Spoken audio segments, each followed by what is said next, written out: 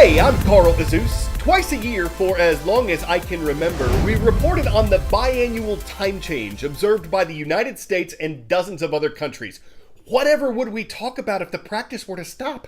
But that is our first topic today, the potential end of standard time.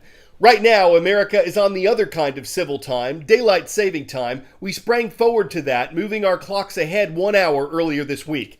However, a bill to make daylight saving time permanent, meaning we'd no longer change our clocks twice a year, has just sailed through the U.S. Senate, and if it passes in the House and is signed by President Joe Biden, bye-bye time change in America.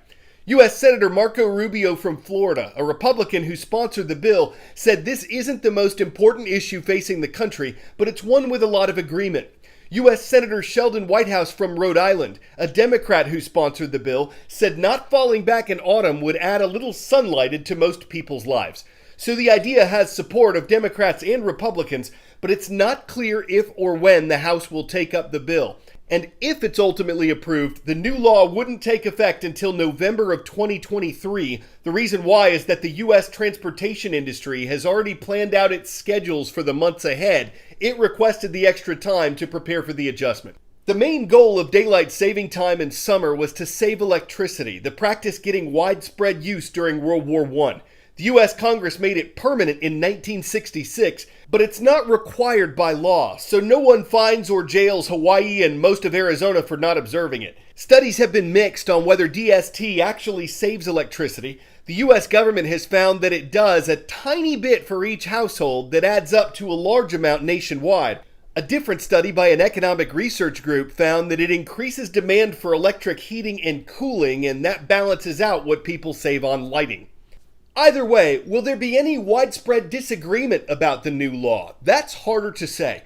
Permanent daylight saving time would mean more sunlight in the early evening hours of winter, but falling back moves the time of dawn closer to when we wake up, so we're not starting and ending our winter days in the dark. We expect to hear more opinions about this in the days ahead. 10-second trivia. Where did Napoleon Bonaparte crown himself Emperor of the French? Arc de Triomphe, Palace of Versailles, Champs-Élysées, or Notre Dame Cathedral? Napoleon was at Notre Dame when he took the crown from Pope Pius VII and placed it on his own head. Almost 860 years since construction began on Notre Dame, and almost 3 years since it was damaged by a fire, the renowned cathedral continues to reveal secrets. Archaeologists are doing some excavation work there before part of the roof is restored, and they just came across a sarcophagus, a coffin made of stone that might date back as far as the 1300s. In addition, they found cloth and the remains of some plants, which indicates the relics have been very well preserved, according to experts. And a pit has also been found under the floor of the cathedral. Archaeologists believe it was probably dug around the year 1230. It's possible none of this would have been explored if it hadn't been for the fire. In the months after the blaze took place, investigators suggested it was likely caused either by a discarded cigarette or a problem in the cathedral's electrical system, but they weren't 100% sure. French officials are hopeful that Notre Dame will be fully restored and reopened to the public in 2024. Its vaulted ceilings, stained glass windows, and elaborate columns. As you can see on these images shot by CNN, so much of what makes Notre Dame one of the world's most exquisite Gothic wonders stands tall, almost miraculously. The construction of the cathedral may have taken 182 years from when it began in 1163. It took the fire of 2019 a matter of hours to compromise its stability. The work of the last 2 years has been all about ensuring that the cathedral stayed upright. We had to be sure that the structure is solid. So I have to take a lot of measures to consolidate. We don't want to make a reconstruction without being reassured. Here you can see the iconic North Tower that at one point had been threatened by the flames on the night of the fire. In the end, they were put out before it could collapse. But this was where the most devastating part of the fire took place. It was here that the famous Notre Dame spire once stood. As the world watched, the spire, which had been under renovation, collapsed, breaking through the vaulted ceiling, which then crashed into the nave. The scaffolding that had surrounded it, 40,000 tubes of metal now twisted into the structure, then had to be carefully picked through and removed. General Jean-Louis Georgelin, who's in charge of the renovations, gave CNN a rare tour. This is the place where the spire collapsed. You know, this is the center of a drama. The general then shows us the exact spot where the spire first came crashing through.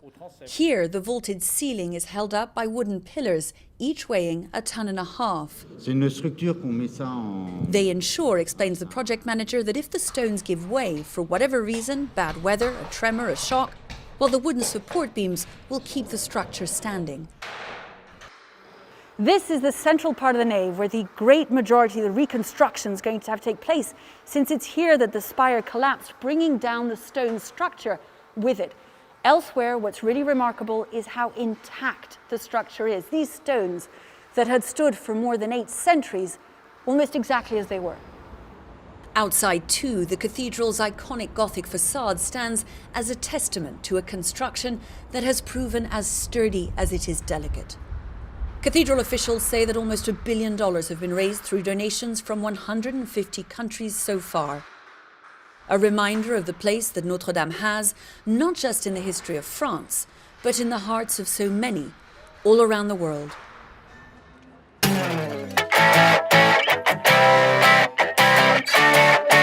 3 weeks ago, we reported on the Guinness World Record for the most M&Ms stacked on top of each other. That record is 6. It was completed by an Australian man not too long ago. The M&Ms have to be plain milk chocolate, and they have to stand for at least 10 seconds. I recently said on social media that if that record had been 2, I could have totally matched it. It is a lot harder than you think. CNN's Jeannie Mose interviewed the previous record holder, who said that though 5 was not a big number, the task was no small feat. M&Ms. They may have orbited the Earth with the astronauts, but did you ever try to stack them? Do you think I'm an idiot?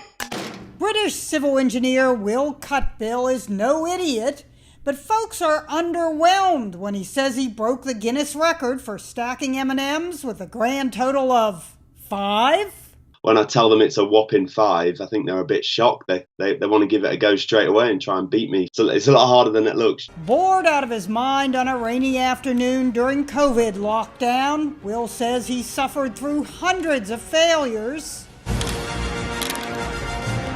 The previous record was 4. Oh, no. His master's degree in civil engineering was useless. Doesn't really take a Genius. For 2 to 3 hours, his mini towers kept collapsing. They're not as flat as you think. They're quite spherical, so it's a bit like you could imagine balancing footballs or soccer balls. But finally, Will did it. 5 M&Ms! 5 M&Ms! We win! We're in! I was pretty ecstatic when I got the 5th one, can't lie. It was running around the room, arms in the air. And how did Will honor the winning 5 chocolate-covered candies? As soon as the record was broken, I've got to admit, I did eat them all. Who wants to get chocolate all over your Guinness record? Melts in your mouth, not in your hand. Jeannie Mose, CNN, New York. 5 M&Ms! 5 M&Ms! Some of you seemed kind of blue when you couldn't stack more than 2. Stacking 3 is news to me, leaving many green with envy. Any lady or any fellow who's not yellow could try 4, but trying 5 could leave you red-faced when they fall brown to the floor. Still, orange, you glad you tried? Even if when you say you stacked 6, you lied? I'm Dr. Carl Assus, snacking and stacking on puns. Annandale High School in Annandale, Virginia gets today's shout-out. Folks there know the only way to get a mention on our show is to subscribe and leave a comment at youtube.com/CNN10.